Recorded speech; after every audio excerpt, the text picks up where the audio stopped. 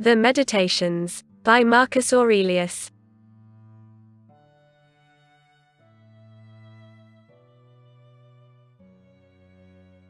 Book 1. From my grandfather Verus I learned good morals and the government of my temper. From the reputation and remembrance of my father, modesty and a manly character. From my mother, piety and beneficence, and abstinence, not only from evil deeds, but even from evil thoughts, and further, simplicity in my way of living, far removed from the habits of the rich. From my great-grandfather, not to have frequented public schools, and to have had good teachers at home, and to know that on such things a man should spend liberally. From my governor, to be neither of the green nor of the blue party at the games in the circus, nor a partisan either of the Parmularius or the Scutarius at the gladiators' fights. From him too I learned endurance of labor, and to want little, and to work with my own hands, and not to meddle with other people's affairs, and not to be ready to listen to slander.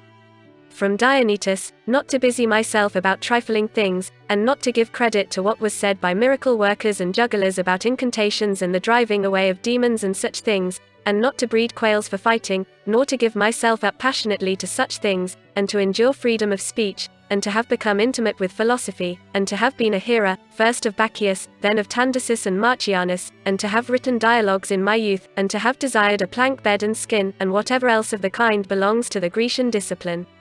From Rusticus I received the impression that my character required improvement and discipline, and from him I learned not to be led astray to sophistic emulation, nor to writing on speculative matters, nor to delivering little hortatory orations, nor to showing myself off as a man who practices much discipline, or does benevolent acts in order to make a display, and to abstain from rhetoric, and poetry, and fine writing, and not to walk about in the house in my outdoor dress, nor to do other things of the kind, and to write my letters with simplicity, like the letter which Rusticus wrote from Sinuessa to my mother, and with respect to those who have offended me by words, or done me wrong, to be easily disposed to be pacified and reconciled, as soon as they have shown a readiness to be reconciled, and to read carefully, and not to be satisfied with a superficial understanding of a book, nor hastily to give my assent to those who talk overmuch, and I am indebted to him for being acquainted with the discourses of Epictetus, which he communicated to me out of his own collection.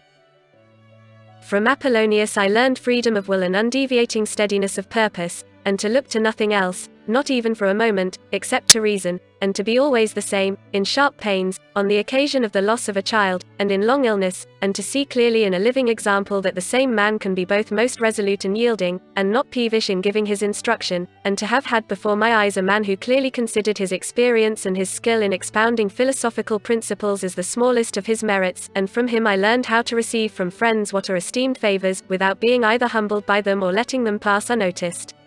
From Sextus, a benevolent disposition, and the example of a family governed in a fatherly manner, and the idea of living conformably to nature, and gravity without affectation, and to look carefully after the interests of friends, and to tolerate ignorant persons, and those who form opinions without consideration. He had the power of readily accommodating himself to all, so that intercourse with him was more agreeable than any flattery, and at the same time he was most highly venerated by those who associated with him, and he had the faculty both of discovering and ordering, in an intelligent and methodical way, the principles necessary for life, and he never showed anger or any other passion, but was entirely free from passion, and also most affectionate, and he could express approbation without noisy display, and he possessed much knowledge without ostentation.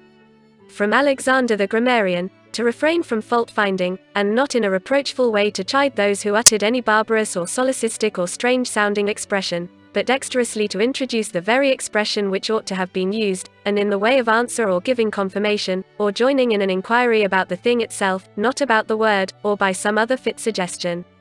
From Fronto I learned to observe what envy, and duplicity, and hypocrisy are in a tyrant, and that generally those among us who are called patricians are rather deficient in paternal affection.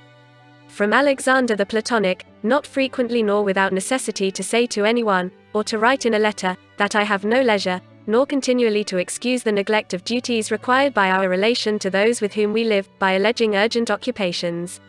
From Catullus, not to be indifferent when a friend finds fault, even if he should find fault without reason, but to try to restore him to his usual disposition, and to be ready to speak well of teachers, as it is reported of Domitius and Athenodotus, and to love my children truly.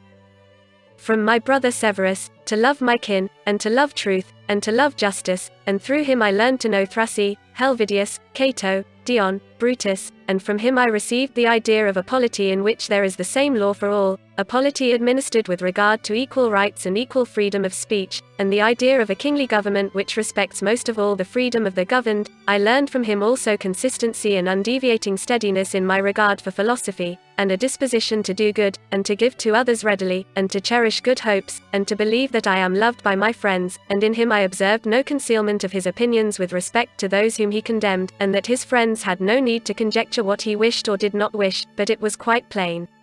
From Maximus I learned self-government, and not to be led aside by anything, and cheerfulness in all circumstances, as well as in illness, and a just admixture in the moral character of sweetness and dignity, and to do what was set before me without complaining. I observed that everybody believed that he thought as he spoke, and that in all that he did he never had any bad intention, and he never showed amazement and surprise, and was never in a hurry, and never put off doing a thing, nor was perplexed nor dejected, nor did he ever laugh to disguise his vexation, nor, on the other hand, was he ever passionate or suspicious.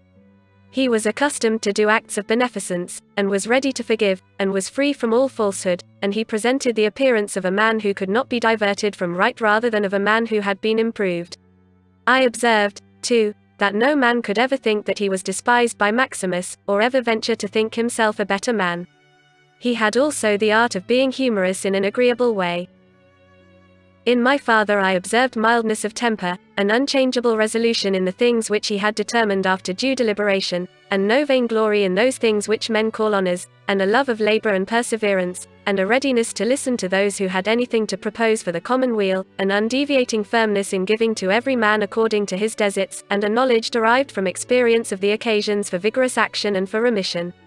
And I observed that he had overcome all passion for boys, and he considered himself no more than any other citizen, and he released his friends from all obligation to sup with him or to attend him of necessity when he went abroad, and those who had failed to accompany him, by reason of any urgent circumstances, always found him the same. I observed too his habit of careful inquiry in all matters of deliberation, and his persistency, and that he never stopped his investigation through being satisfied with appearances which first present themselves, and that his disposition was to keep his friends, and not to be soon tired of them, nor yet to be extravagant in his affection, and to be satisfied on all occasions, and cheerful, and to foresee things a long way off, and to provide for the smallest without display, and to check immediately popular applause and all flattery, and to be ever watchful over the things which were necessary for the administration of the empire, and to be a good manager of the expenditure, and patiently to endure the blame which he got for such conduct, and he was neither superstitious with respect to the gods, nor did he court men by gifts or by trying to please them, or by flattering the populace, but he showed sobriety in all things and firmness, and never any mean thoughts or action, nor love of novelty. And the things which conduce in any way to the commodity of life, and of which fortune gives an abundant supply, he used without arrogance and without excusing himself, so that when he had them, he enjoyed them without affectation, and when he had them not, he did not want them. No one could ever say of him that he was either a sophist or a home-bred flippant slave or a pedant, but every one acknowledged him to be a man ripe, perfect, above flattery, able to manage his own and other men's affairs. Besides this, he honored those who were true philosophers, and he did not reproach those who pretended to be philosophers, nor yet was he easily led by them. He was also easy in conversation, and he made himself agreeable without any offensive affectation. He took a reasonable care of his body's health, not as one who was greatly attached to life, nor out of regard to personal appearance, nor yet in a careless way, but so that, through his own attention, he very seldom stood in need of the physician's art or of medicine or external applications. He was most ready to give way without envy to those who possessed any particular faculty, such as that of eloquence or knowledge of the law or of morals, or of anything else, and he gave them his help, that each might enjoy reputation according to his deserts, and he always acted conformably to the institutions of his country, without showing any affectation of doing so. Further, he was not fond of change nor unsteady, but he loved to stay in the same places, and to employ himself about the same things, and after his paroxysms of headache he came immediately fresh and vigorous to his usual occupations. His secrets were not but very few and very rare, and these only about public matters, and he showed prudence and economy in the exhibition of the public spectacles and the construction of public buildings, his donations to the people, and in such things, for he was a man who looked to what ought to be done, not to the reputation which is got by a man's acts. He did not take the bath at unseasonable hours, he was not fond of building houses, nor curious about what he ate, nor about the texture and color of his clothes, nor about the beauty of his slaves. His dress came from Lorium, his villa on the coast, and from Lanuvium generally. We know how he behaved to the toll collector at Tusculum who asked his pardon, and such was all his behavior. There was in him nothing harsh, nor implacable, nor violent, nor, as one may say, anything carried to the sweating point, but he examined all things severally, as if he had abundance of time, and without confusion, in an orderly way, vigorously and consistently. And that might be applied to him which is recorded of Socrates, that he was able both to abstain from, and to enjoy, those things which many are too weak to abstain from, and cannot enjoy without excess. But to be strong enough both to bear the one and to be sober in the other is the mark of a man who has a perfect and invincible soul, such as he showed in the illness of Maximus. To the gods I am indebted for having good grandfathers, good parents, a good sister, good teachers, good associates, good kinsmen and friends, nearly everything good. Further, I owe it to the gods that I was not hurried into any offense against any of them, though I had a disposition which, if opportunity had offered, might have led me to do something of this kind, but, through their favor, there never was such a concurrence of circumstances as put me to the trial. Further, I am thankful to the gods that I was not longer brought up with my grandfather's concubine, and that I preserved the flower of my youth, and that I did not make proof of my virility before the proper season, but even deferred the time, that I was subjected to a ruler and a father who was able to take away all pride from me, and to bring me to the knowledge that it is possible for a man to live in a palace without wanting either guards or embroidered dresses, or torches and statues, and such like show, but that it is in such a man's power to bring himself very near to the fashion of a private person, without being for this reason either meaner in thought, or more remiss in action, with respect to the things which must be done for the public interest in a manner that befits a ruler.